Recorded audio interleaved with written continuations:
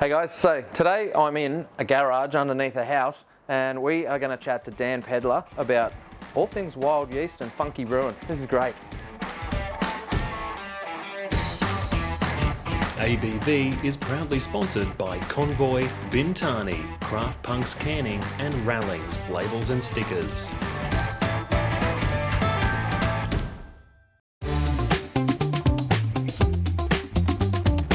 Well, hey man. Hey. Yeah.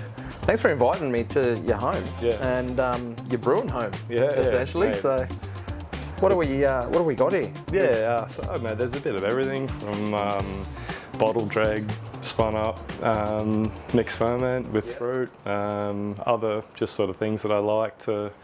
I've got something in my head and I brew that way. Some of them turn out, some of them don't. Other stuff to do with mates. Got a 200 litre barrel with nectarine, maybe 20 kilos of nectarines, and mixed punchy and fruity. Hey? It's nice. It's we probably taste it every couple of months and just check how the sourness is coming on. Yep. And really delicate at the moment, which is nice.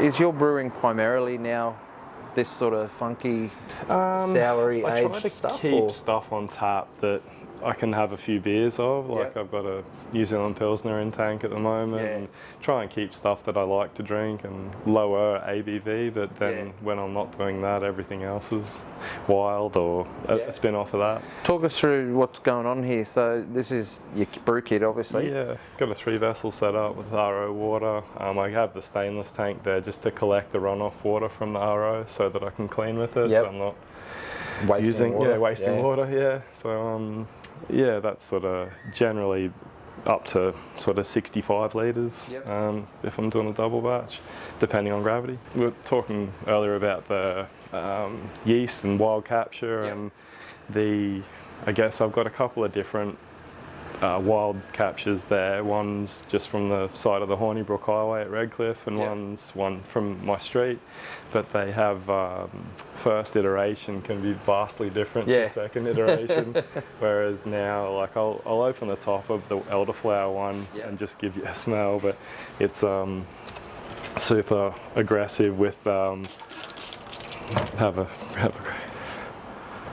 Oh, wow. But of nail polish remover. Right there, isn't it? But the first iteration of that was really pineapple-y and nice and really promising. And then whatever is mixed about it, the dominant yeast takes over and ends up being not so great. Yeah. So I think that's part of the charm too, is that you might get something really nice, but the worst case is that you tip out a couple of litres of DME and it's not so bad. The reward after 20 misses might be a hit. So Did you start out as this sort of brewer, or have you just like collected all this shit over time? As you've just collected it. I started out brewing in ampy fermenters, and I still do from time to time. If I'll do a wild yeast capture, like a open capture overnight, I'll put it in a ampy fermenter, because they can take a week to start, depending on what has actually landed in the wort. It can take a little bit of time to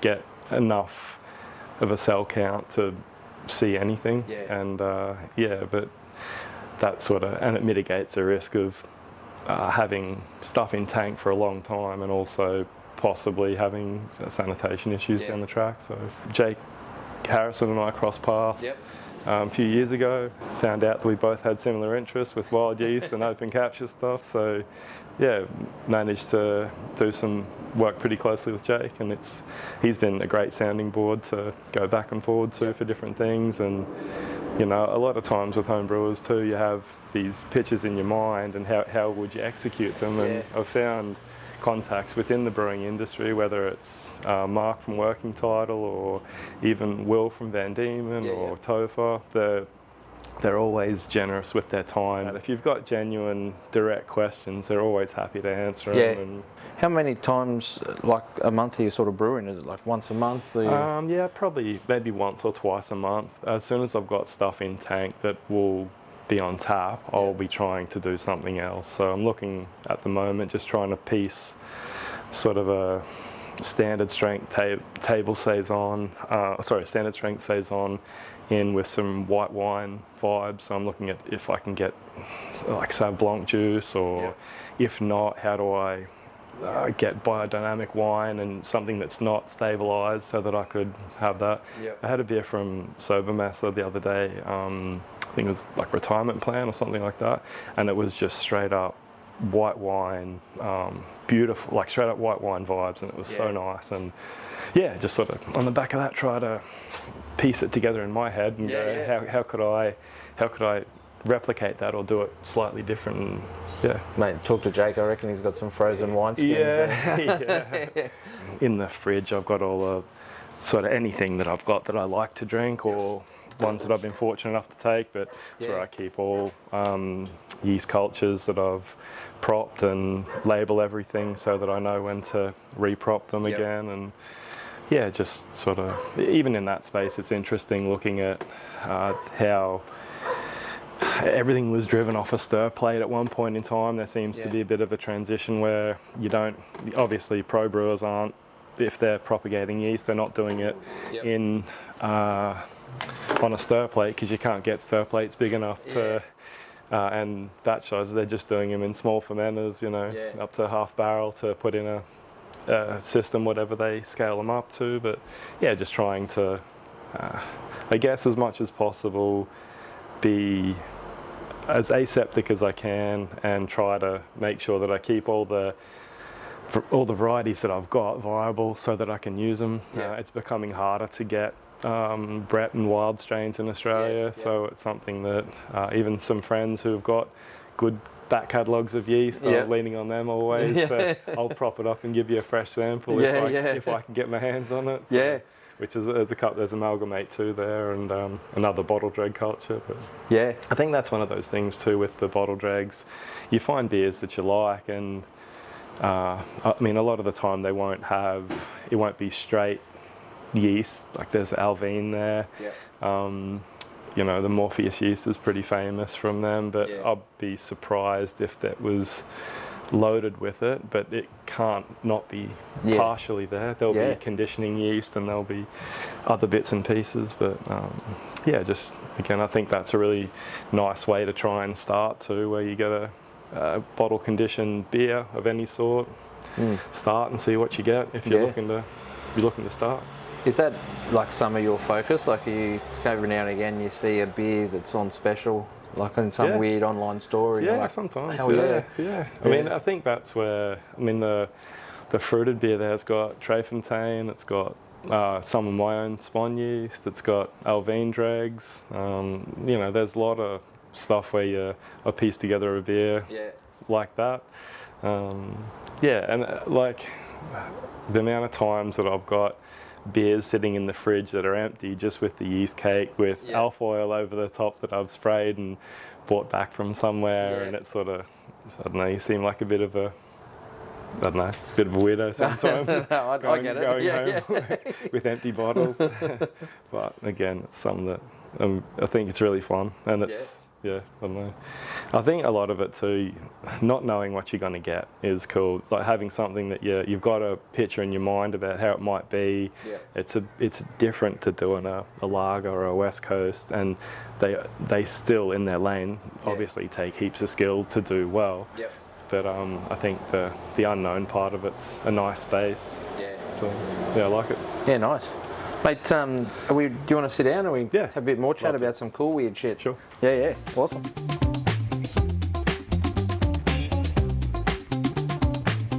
Alrighty, so mate, thanks for having us again. Now we're sat down, you pulled out a beer for us. So I'm keen to get cracking on it.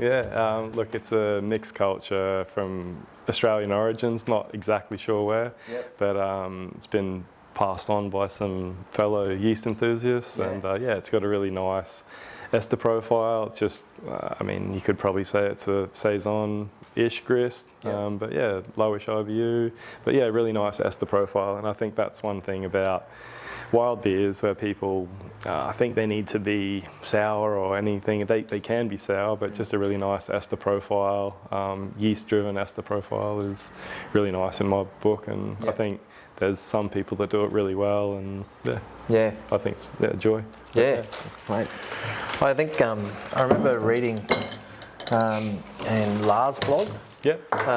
You would have read a lot of his stuff too and watched his videos. And he was talking about some of the beers over there that a lot of people think that, they're sour all the time and that's how it was. And that wasn't the case at all. No. It was all the husbands would be out there working, and if they got a sour beer, they'd be like, mate, what have you done? You've upset your wife. Yeah. She's made the beer sour that's right. to piss you off. Like, Yeah. Mate, how spritzy is that? Yeah, I think that's, again, like, no trade secrets, but I guess having that really zippy carbonation helps to release any aromas. And Yep. But this would be what I'm talking about. I'd be taking alfoiled beers home from wherever. Do you want to alfoil that up? No, I've got it. I've got sure? back Yeah. Mate, that was, this is incredible, hey? Yeah. Like, when you first poured it out, it tastes so much different to what it smells like too. Yeah. Like, you think you're going to get almost this, like a real fruity, peach sort of apricot-y, lemony beer, and then you taste it. My mouth's still salivating. Yeah. And it's that real sort of, I don't know, is it like darkened down? Yeah. Way to explain it? I don't know how to sort of explain it. It's like, I think with a lot of wild yeast beers, trying to sort of find the lane they sit in is important, and it's great to experiment with them, but I don't know, it's super dry. It's I think it's obviously the carbonation helps push the aroma and the ester profile and whatnot, but I think it's a joy. So again, when you get a beer like this, like, do you consider yourself like a yeast-driven beer drinker, or is it a malt-driven beer drinker? I really like yeast-driven beers. I think if I was ever gonna do anything of note in terms of commercially, or have a side gig, if that ever sort of materialised, it would be definitely, everything has to be, yeast-driven. I think, like I said before, it's it doesn't have to be sour to be a mixed culture. Yep. I think that's a bit of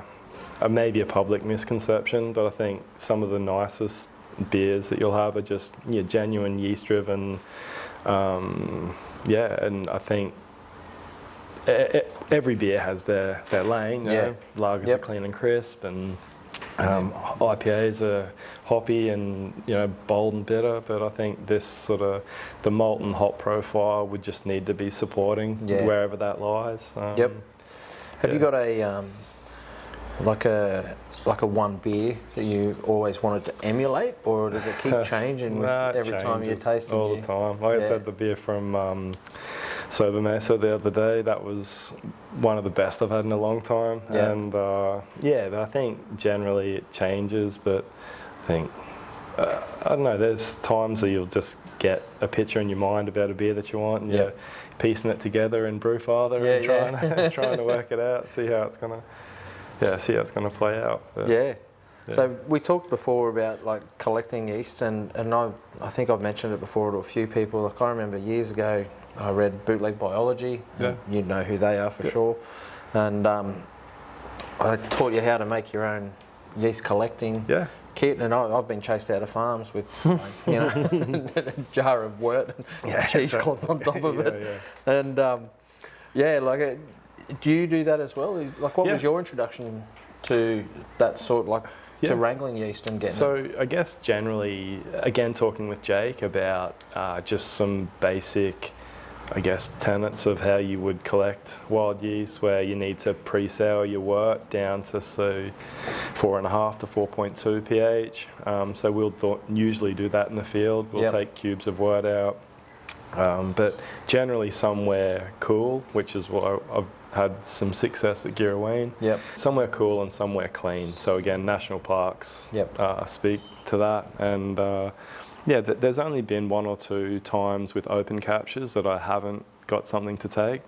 And when I'm doing wild sort of, I guess, native captures where I'm taking flowers or something off trees, I've never not got something. It's something that there's always microbes there, and Yeah, I guess the other thing to just low IBU. If you're going to make a beer or make wort, just low IBU up to say 10 IBU, which is not a full bag of hops. So it's pretty easy. But lately I just do like if I'm getting a beer or trying to get wort from a flower. Well, straining a flower, I'll just use DME. DME a few hot pellets and just go from there. Yeah. And so what is that process? Yeah. So if it's an open capture, I'll brew the wort, just a standard, maybe like a saison grist with a portion of raw malt as well, in case there's any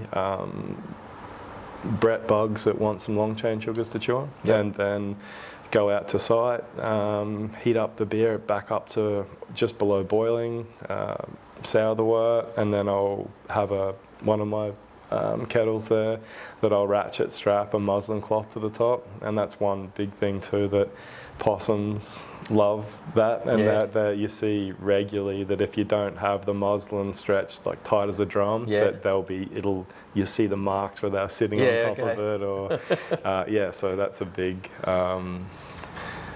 that's a lesson learned. And they smell the sugar, or I think so. Just or the warmth. I think so. I think it's the sugar, but it could be the warmth again because it's bloody cold. I've camped out in Kirraween. It gets cold, eh?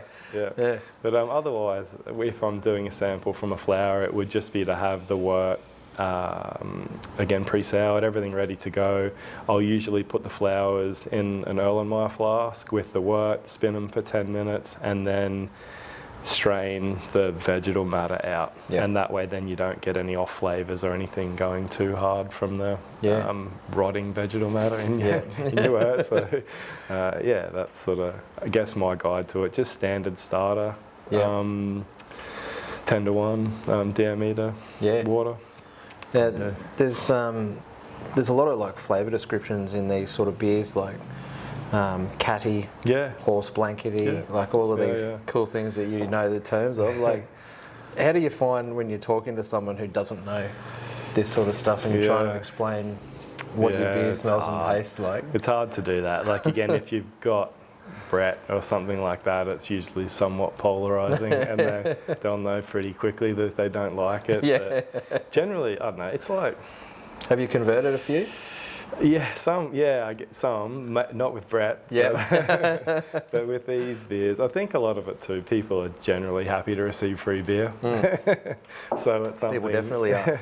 But it's still something that if you've got a connection to it and you've got a story to it, it adds layers to it as well. And I think that was one thing with Working Title and whatnot, doing the Where the Wild Things Are beer.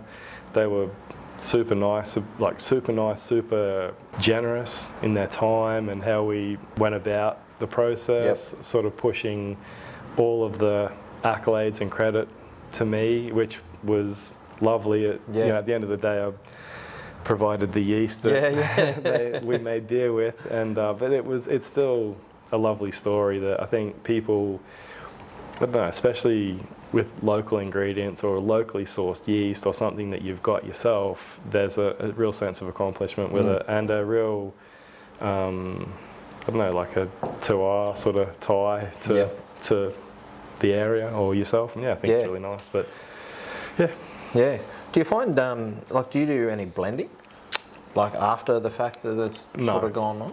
No. I haven't done that. No, it's something that scale, like it would give you the ability to do that, and I think just because normally I'm dealing in pretty small batches, but absolutely if you had I know at Hiker there's a barrel program currently underway, and it'll be really interesting. Some of the stuff that's coming that I'm tasting from there is really interesting. Like it's good, isn't it? Some of it. Even some things that you would think, if I brewed with Brett the way that Jake's brewing with Brett, it would be super horsey and a Brett bomb.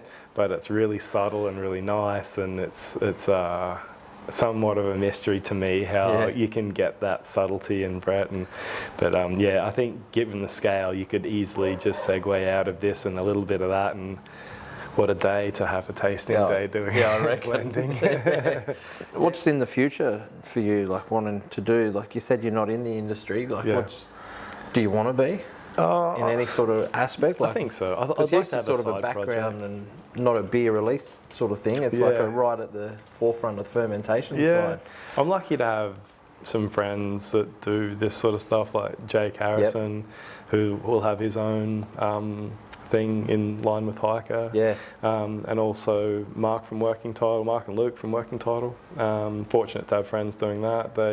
Last year, Working Title did a wild beer night, pairing mixed culture beers with wild game and things like that. And it was, again, really, really great night. I think hopefully just continue to work with good people like that. A lot of things that I like, I guess I'm not sure of the commercial aspects, a lot of it. I just like brewing interesting beers. So if I can do that and help someone else's bottom line, I'd be over the moon with that. And have an interest in the industry that was mutually beneficial, that'd fill my cup. So talking to Jake last week about this and that. And so get the pilot kit fired up soon and hopefully get a barrel down and nice. See what happens. Have you got a favourite yeast that you've collected that you've lost, or something that just was great for a time? Like I know you said the one in there, that elderflower one,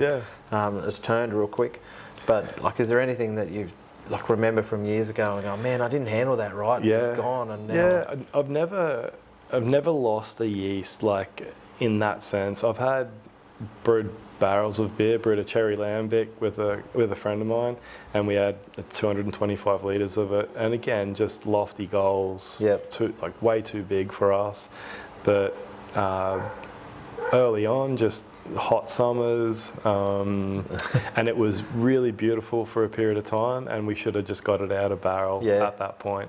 But it was a case that we left it in the barrel, and the aceto took over and just drove it to a really not nice place. And that's probably the only one so far from that. I mean, with wild stuff, I've had the cell count be so low that bad bugs have grown in it. And I think that's, I guess, the reason why you sour your wort to 4.5, we'll say, is to eliminate some of those bad bugs, but they still get through here and there. But you'll have a little oyster growing inside your fermenter, and at that point it goes on the lawn. I've grown a mushroom. That's right. Nothing crazy, like where I've lost a viable strain that I've liked, and knock on wood, I've got some yeast in glycerine. I've got yeast that I continually prop. Again, talking to both Jake and Mark about Mogwai, from Josh from Mogwai, about maybe getting yeast propped there and potentially sequenced there. And but I think that's probably the most interesting part for me, is to see one of the most interesting parts is to see what it actually is. Like, what is it unique? I mean, and again, as a brewer, a home brewer, how great to give that back to the brewing community, a unique yeast that is viable, and palatable, and that's right. So I mean, that, and with absolutely no monetary gain on it. I've been into, again, I'm talking about bootleg. I've approached Jeff from Bootleg, and the logistics of getting the yeast there on Australia's side seems prohibitive. So it was a case that we just didn't pursue that, but they sent all the forms to document it, and I mean, they get yeast from around the world. Mate, thanks so much for the chat today and letting us come and talk all things. Is there anything that we've missed that you think would be cool to? No, I don't think so. I guess I'm just grateful, like I said before, about the support within the industry. Like, as a home brewer, you think no one will, it's like playing with the big boys. They won't. Everyone is so welcome, and generally welcome and generous. Especially when you've got it's possibly easier for me because I've got something somewhat unique, and I'm on a path that a lot of people, I don't know, maybe not like to do, but they find it interesting. And And so do I. But it's I guess just the support in general from the industry that I've got so far, guys like Jake, guys like Mark and Luke. Yep. I'm really grateful for that. Yeah. And hopefully short to medium term, put out some more beers and just keep having fun, keep trying new things. Yeah. Mate, thanks again so much for having us here today. I appreciate it. Mate, it's been awesome. Thank you. It's been great. Great.